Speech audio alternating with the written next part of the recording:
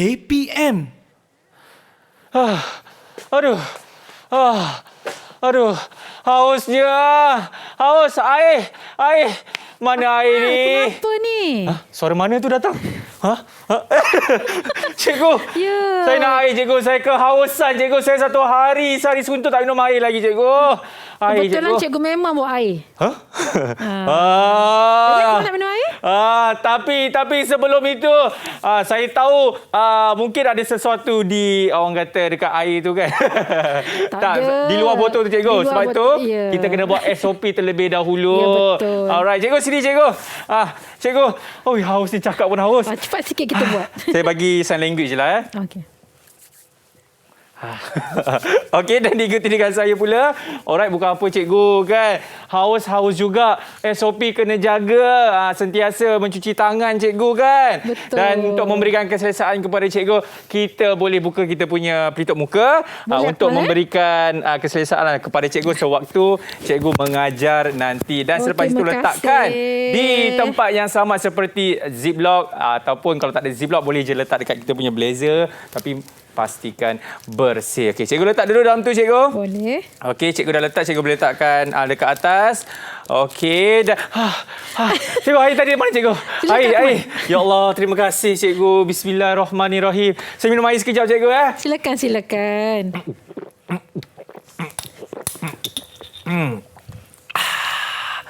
Cikgu, terima kasih kerana menyelamatkan badan saya daripada dehydration, cikgu.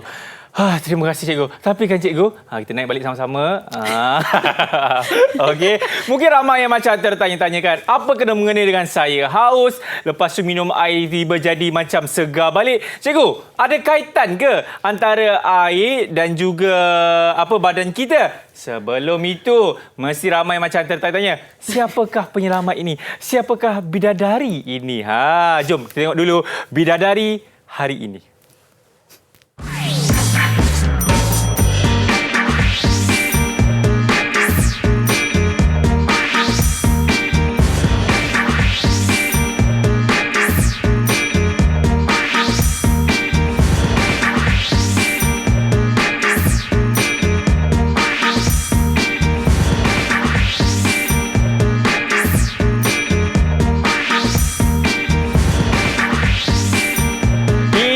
Bidadari hari ini, Cikgu Mardiana. Ya, tersasul-sasul saya.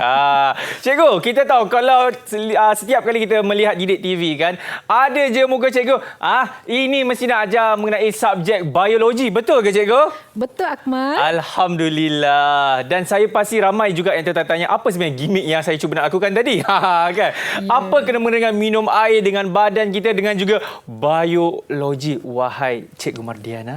Ya, Akmal. Ya. Bila Akmal tadi datang ke set dengan gimmick haus tu sebenarnya, apabila kita haus, itu telah pun menunjukkan isyarat badan kita, macam Akmal tadi menggunakan perkataan yang sangat tepat, dehidrasi. Okey. Kerana Akmal, dalam sel kita, komposisi airnya merangkumi 70%. 70%, ya. Nampak tak? Sebab itulah kita kena minum air setiap jam. Bergantunglah kan? Bergantung sebenarnya lah kan. Ya, tapi cikgu, hari ini sebenarnya apa yang kita nak sentuh sebab dalam subjek biologi? Sebab kita tahu dalam biologi ni macam-macam subjek yang kita akan belajar. Tapi terutamanya untuk hari ini, wahai Cikgu Mardiana, apa yang kita akan belajar selama 1 jam ini nanti, cikgu? Terima kasih, Akmal. Biologi tentunya tentang benda hidup, kan? Betul. Okey, jadi topik hari ini yang kita akan fokuskan ialah tentang komposisi kimia di dalam sel, iaitu bab 4, tingkatan 4. Bab 4, tingkatan 4 iaitu komposisi sel. Ya, betul. Okey, itu yang kita akan belajar lah, cikgu. Boleh cikgu tambah lagi? Silakan, cikgu. Kalau Akmal tengok sebelah kan Akmal. Jadi itulah perkara yang kita sebenarnya apa yang kita akan pelajari dalam bab 4 ini tentang air, karbohidrat, protein, lemak dan juga asid nukleik. Tapi Akmal, hari ini kalau Akmal tengok, kita akan fokus pada salah satunya sahaja, iaitu karbohidrat. Karbohidrat. Bukan air, cikgu. Bukan air. Saya tersalah tunjuk. Yang ini, cikgu. Ya, betul, Akmal, karbohidrat. Cikgu, ini ke yang ramai orang cakap, kalau banyak sangat orang kata karbohidrat ni kan, dalam badan tak elok sebenarnya, cikgu? Adakah betul atau salah sebenarnya? Nanti semasa segmen akhir sekali cikgu akan ulas. Dia tunggu. Dia nak bagi surprise. Sebab Akmal tentang air tadi, boleh cikgu nak tambah? Ya, silakan. Akmal tahu tak berapa keperluan air dalam tubuh kita, tubuh seseorang? Berapa yang kita perlukan air, Akmal? Okey, seingat saya lah kan sewaktu apa yang cikgu ajar dekat saya, dia kata satu hari sekurang-kurangnya kena minum 3 liter. Betul ke cikgu? Cikgu? Okay, cikgu nak pergi mana tu cikgu? Cikgu? Itulah cikgu ada bahan sikit nak tunjuk ni. Bila Akmal kata 3 liter, sebenarnya itu tepat dan kurang tepat. Okey. Kerana dia bergantung kepada tubuh badan seseorang. Di sini cikgu ingin berkongsi formula yang tepat untuk mengira keperluan air seharian dalam tubuh setiap individu ikut saiz badan masing-masing.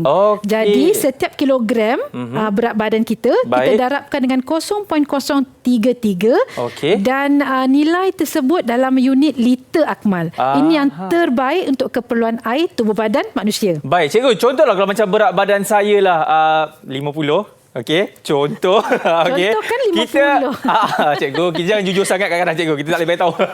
Okey, maksudnya 50 kali 0.033 tadi lah cikgu? Ya, betul, Akmal. Okey, dan kita dapatlah berapa jumlah liter yang kita seharusnya diambil untuk satu hari. Betul. Cikgu, saya dah kira-kira dah 50 kali semua tu berapa cikgu? Kita kena minum sekurang-kurangnya dalam 4.5 liter. Untuk saya? Untuk Akmal, ya. Sebab itu cikgu, saya nak pergi minum air sekejap. Kita nak berhenti rehat dulu. Anda sebenarnya ke mana? Selepas ini dalam Mahir bersama dengan saya dan juga Cikgu Mardiana. Cikgu, izinkan saya nak pergi beli air sekejap. Silakan. Cikgu nak air? 1. Okey.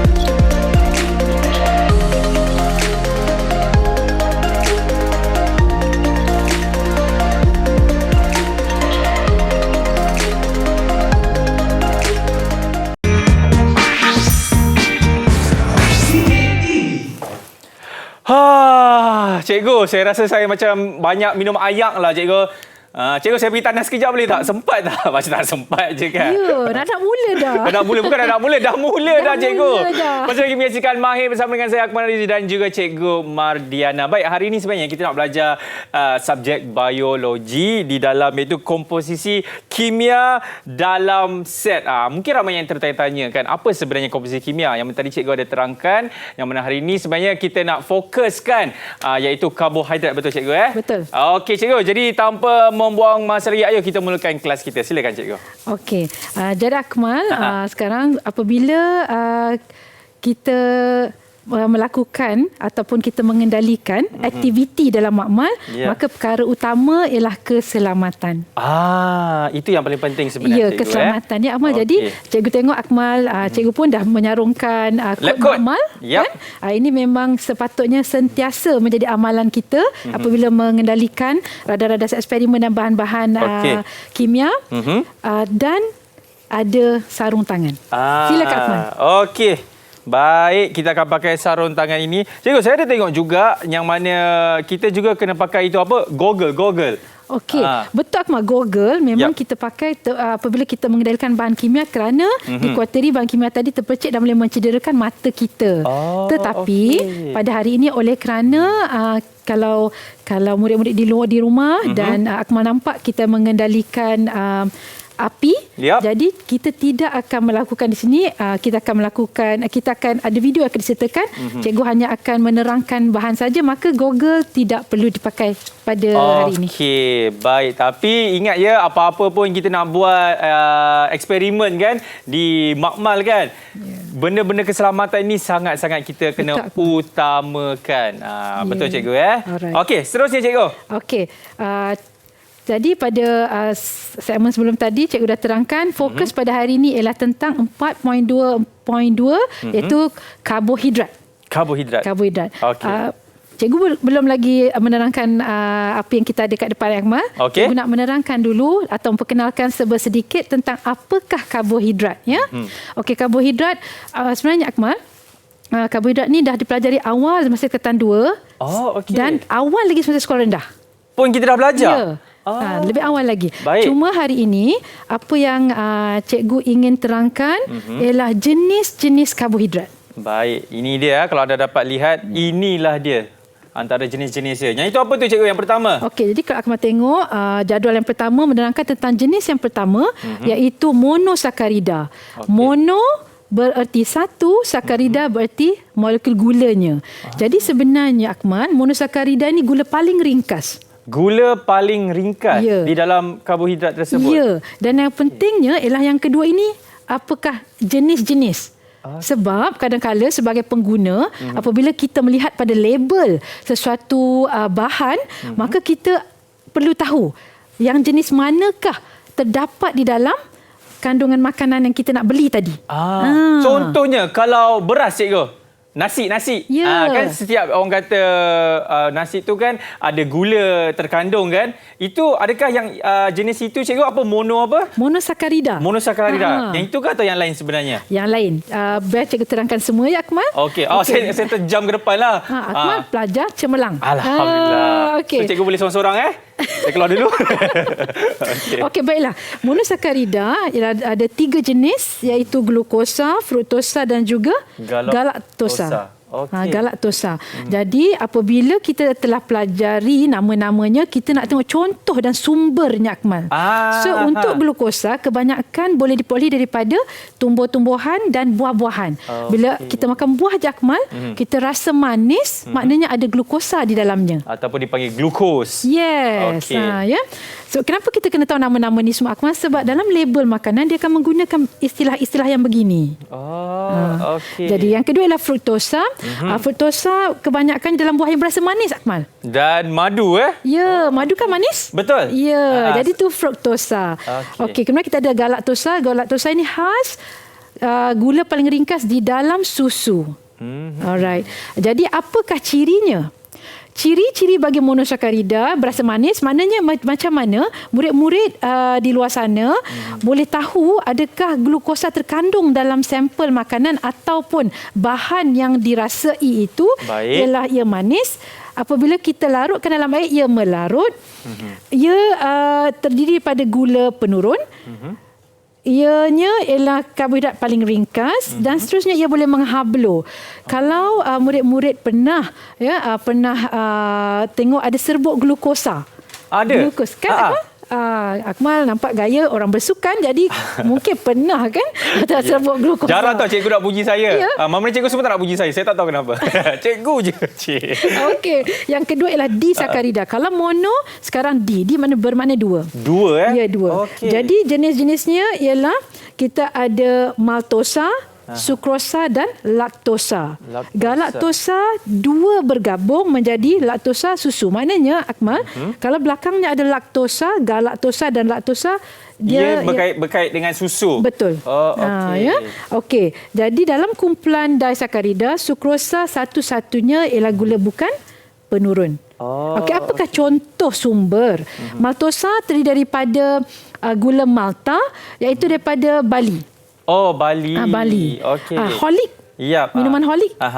Kaya dengan tenaga. Cikgu, kau boleh kita jangan sebut nama brand cikgu. Malta. Malta. Ya. Malta pun nama brand juga.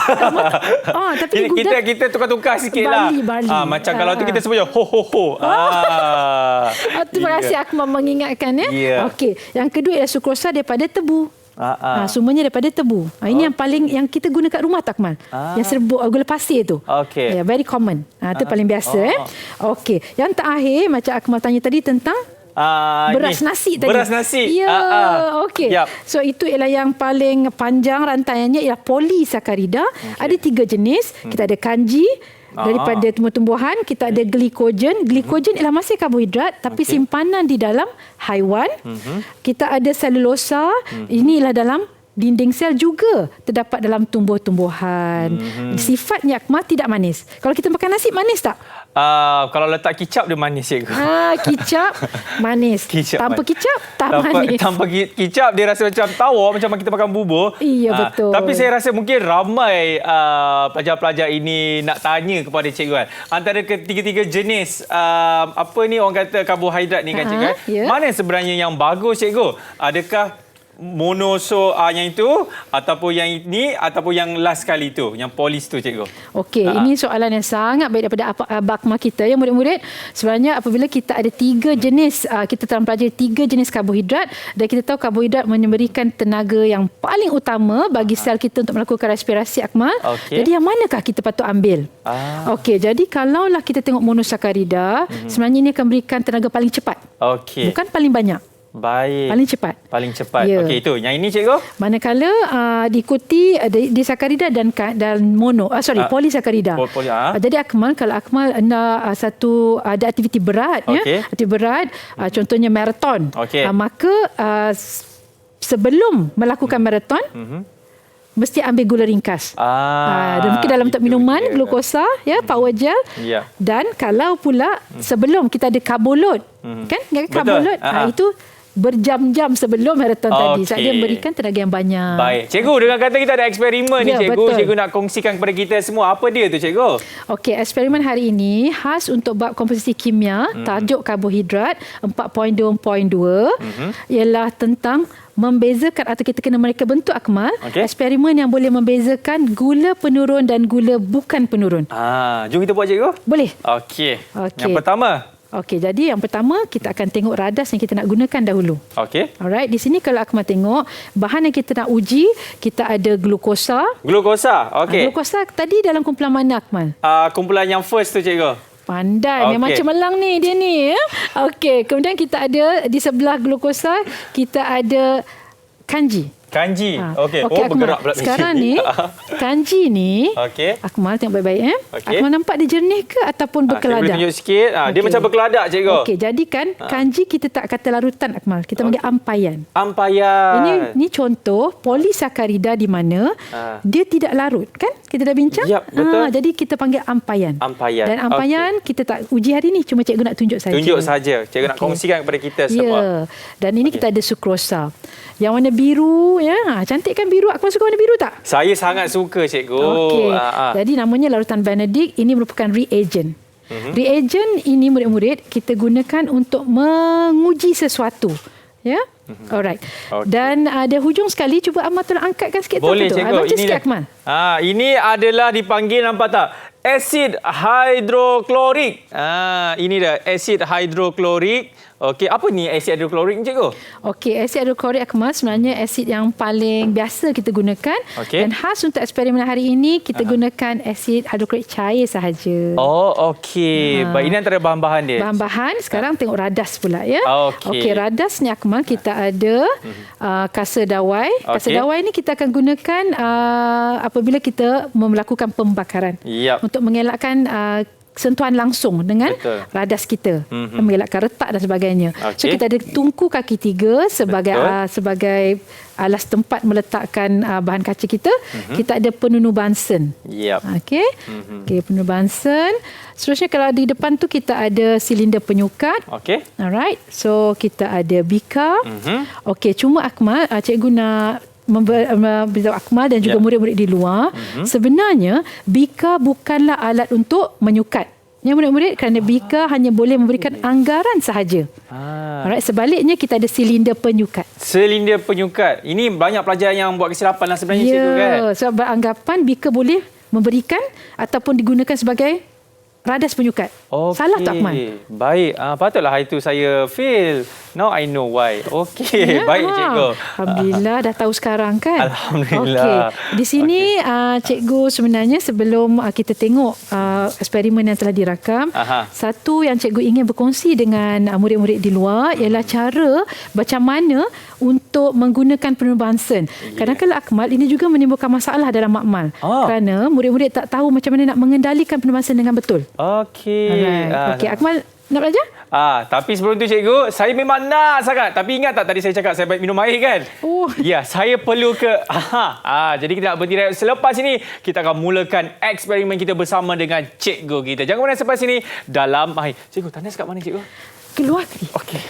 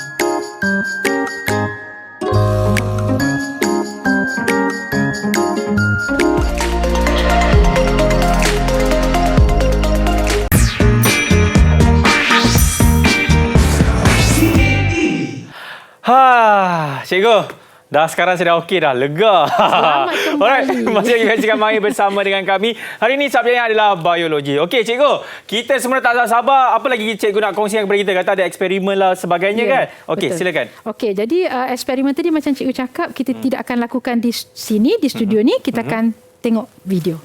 Ada video. Jom kita tengok video ini. Let's go. Mana? Okey, video yang pertama yang murid-murid tengok di plasma ini ialah sebenarnya apabila kita melakukan ujian Benedict kepada gula penurun. Ini dia. Ya. Okay. Jadi Akmal tengok kalau Akmal perasan cikgu tidak menuang terus daripada botol reagen kepada dalam tabung uji. Betul. Ya, cikgu tuang dalam beaker dulu. Kerana ini akan mengelakkan daripada bahan kimia kita tercemar. Kita tak boleh direct. Tak boleh tak boleh secara langsung. Kita gunakan beaker, barulah kita tuang. Dan seperti biasa, apabila kita menggunakan sindir penyukat, pastikan meniskus untuk cecair ialah senyum. Jadi tepat pada ukuran kita. Kita letakkan 2 ml larutan uji yang kita nak uji tadi, glukosa, ke dalam tabung uji. Seterusnya sekarang ialah larutan Benedict, iaitu reagen yang kita gunakan pada hari ini. Baik. Jadi reagen ni juga 2 ml juga, Akmal. Sama saja. Sama juga. Sama. Okey. Semua bahan kimia kita, Akmal, mesti dipindahkan dalam beaker dahulu sebelum kita menuangkan dalam tabung uji ataupun bekal-bekal terhadap untuk mengelakkan orang kata pencemaran tadi. Ya, betul. Okey. Dan selepas itu dia akan tuangkanlah. Ya. Dan kalau Akmal tengok kan cikgu pakai sikit je dalam beaker. Kenapa kita tak nak membazir? Tapi kalau dapat pelajar-pelajar nakal ni habis satu botol. Ya. Kan buat apa tu dengan larutan Benedict? Tak tahu nak buat apa ke.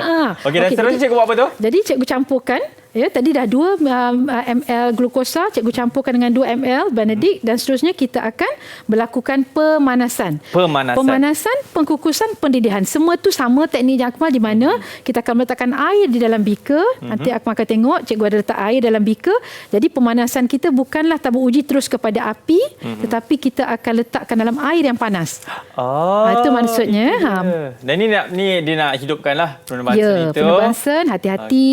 Ya, biar amal mestilah terbuka, biar ventilasi berlaku dengan baik kerana kita menggunakan penunuh Bunsen. Ya, dan lepas dah dihidupkan cikgu, cuba tengok warna api tu, Akmal. Biru. Ya.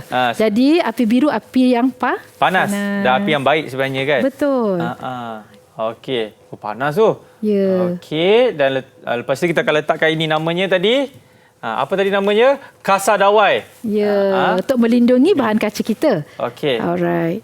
Nah, lepas itu kita akan panaskan dia kan cikgu Ya. Okey. Baik. Dan apa lagi cikgu dalam eksperimen ini? Okey. Apa yang kita cuba lakukan ialah kita memberikan haba untuk larutan Benedict tadi bertindak balas dengan larutan glukosa. Okey. Jadi apa yang yang berlaku di sini ialah kalaulah ianya larutan gula penurun, maka ia akan berubah warna. Kepada menekan merah. Sebab itulah gunanya reagent. Reagent kita Benedict tadilah, Akmal. Okey. Ini kalau itu dia bertukar lah, cikgu. Ya, betul, Akmal. Jadi kita nampak ia pun telah bertukar daripada biru kepada merah butter. Merah butter. Ya. Okey. Ini menunjukkan bahawa larutan tadi mengandungi gula penurun. Itu dia antara eksperimennya. Cikgu, saya rasa macam tak puas lah ada satu eksperimen. Cikgu kata ada nak kongsikan lagi eksperimen, betul ke, cikgu?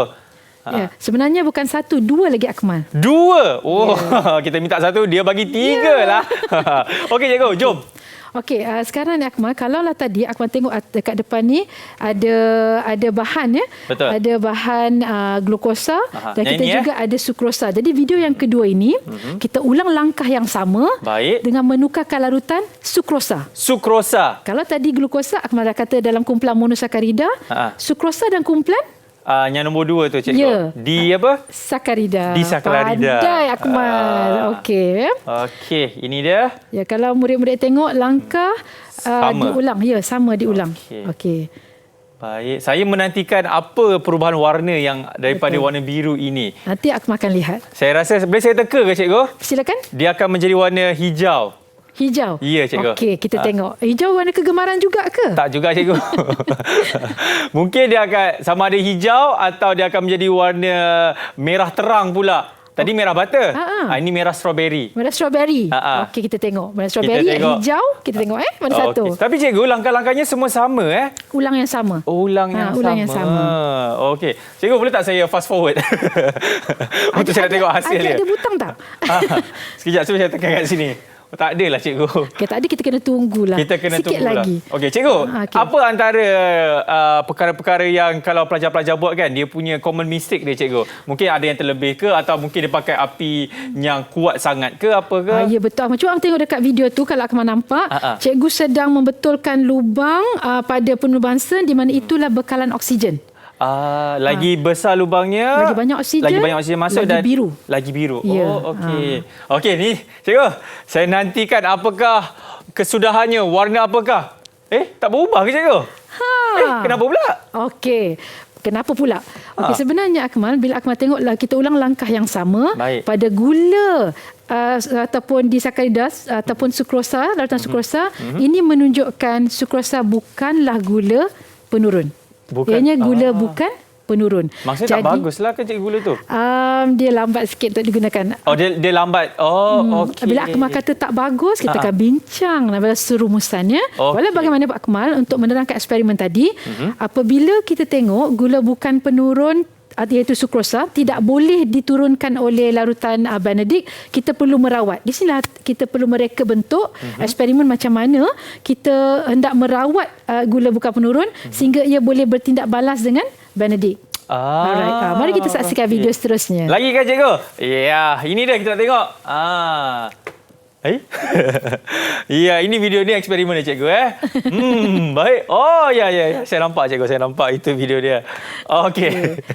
Jadi kalau murid-murid tengok apa yang akan dilakukan sebagai langkah mereka bentuk untuk selepas kita ataupun apabila kita menggunakan gula bukan penurun, kita perlu menambahkan atau merawat dengan asid hidroklorik cair. Okey, langkah yang sama juga, cikgu. Langkah yang sama, yang tapi berbezanya, Akmal, kita perlu didihkan sukrosa bersama dengan asid dahulu. Kenapa, cikgu? Supaya ada rantaian, kan tadi dia disakarida dua bergabung. Betul. Rantaian glikosidik diputuskan. Okey. Jadi di akan bertukar kepada mono. Ya. Okey. Wah. Okey, jadi kalau Akmal tengok, cikgu telah pun meletakkan asid hidroklorik, ya betul, ke dalam mencampurkan dengan sukrosa. Itulah. Dia sikit saja. Satu saja. Cekaplah mata Akmal ni. Cikgu terlupa ya.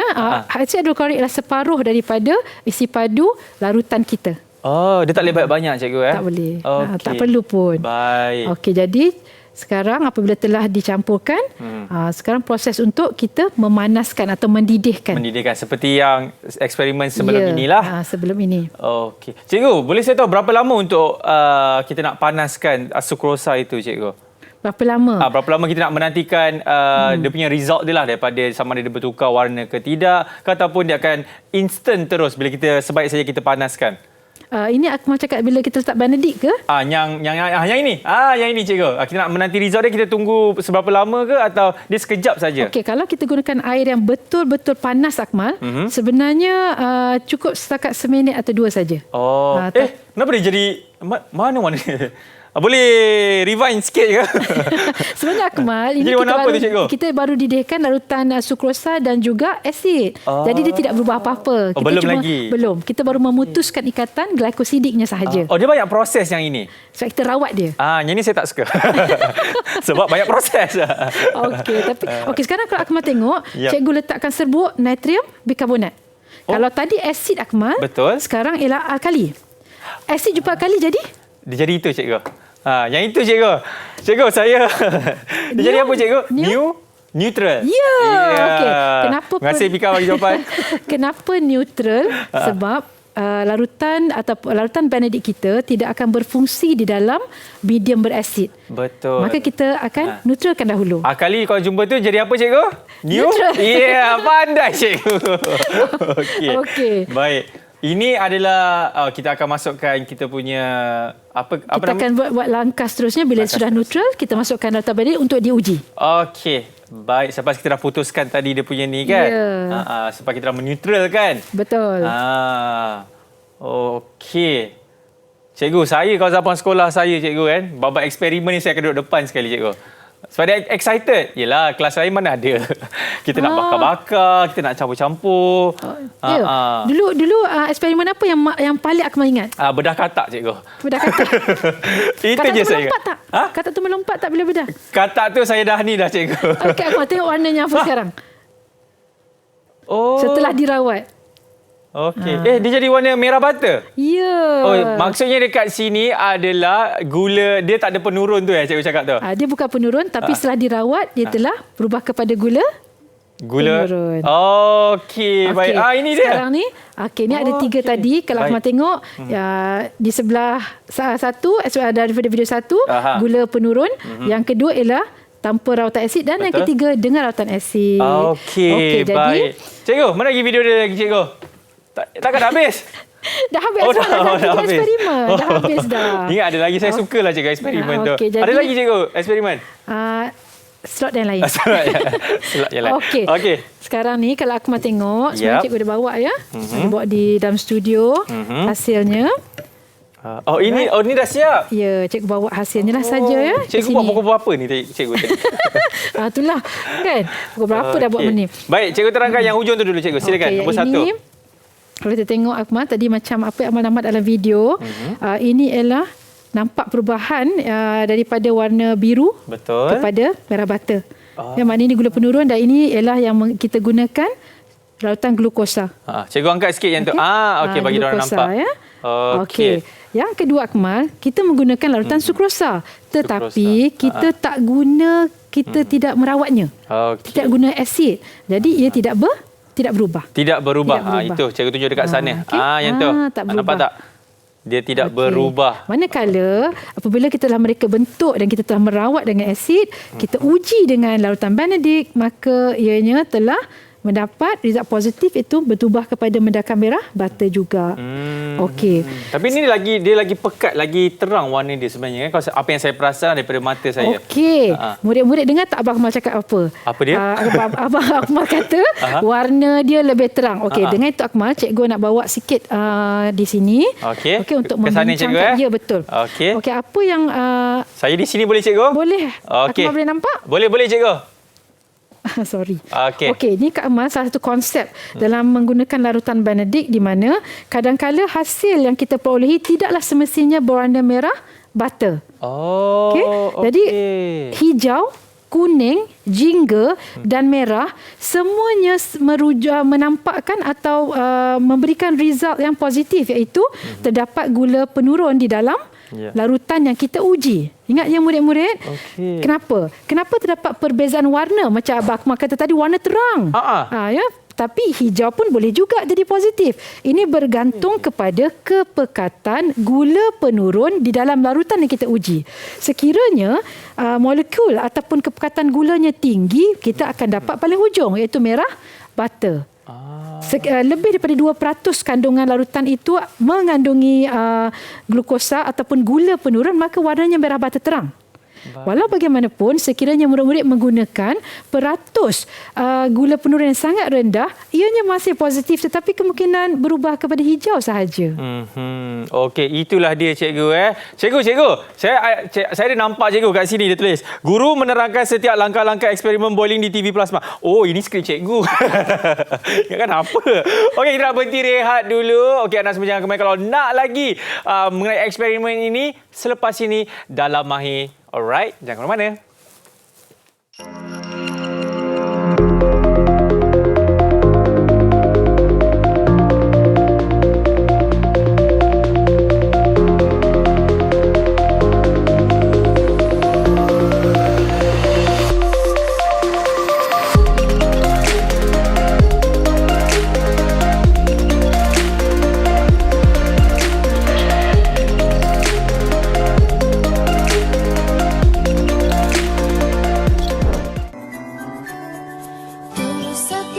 Cikgu telah mengajar kami, membekalkan ilmu untuk masa depan. Dari ABCDE 1, 2 dan 3 hingga aku tahu baca dan kira. Tak terhingga pengorbananmu, hingga aku besar kan ku ingat selalu.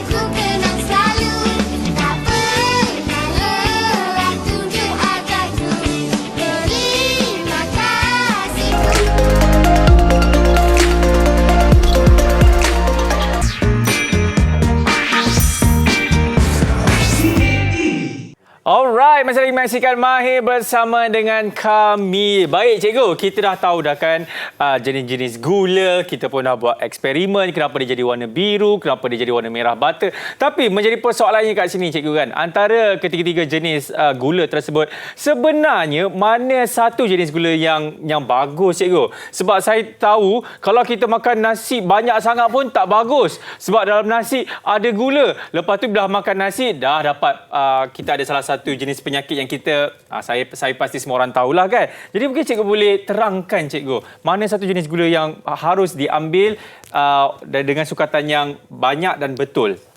Okey, terima kasih Akmal. Jadi sebenarnya murid-murid, apa yang Abang Akmal tanya itu akan membawa kepada kenapa pentingnya topik boleh membezakan gula penurun dan gula bukan penurun. Ya. Jadi sebenarnya pengetahuan atau kepentingan boleh membezakan gula penurun dan gula bukan penurun ialah aplikasi dalam kehidupan seharian kita juga Akmal. Macam Abang Akmal tanya tadi, gula mana yang lebih baik? Sebenarnya apa pun jenis gula perlulah diambil tidak secara berlebihan. Itu yang pertama. Yang kedua, macam yang setelah Abang tengok kan melalui eksperimen tadi, gula monosakarida sebenarnya memberikan tenaga yang cepat. Betul. Kalaulah kita sedang melakukan aktiviti aktif. Okey, seperti bersukan lah, bersenam dan sebagainya. Betul. Walau bagaimanapun, untuk memastikan gula tadi bertahan lama Akmal, kita perlu mengambil polisakarida. Sebab itu nasi pun mesti makan, buah-buahan pun mesti makan.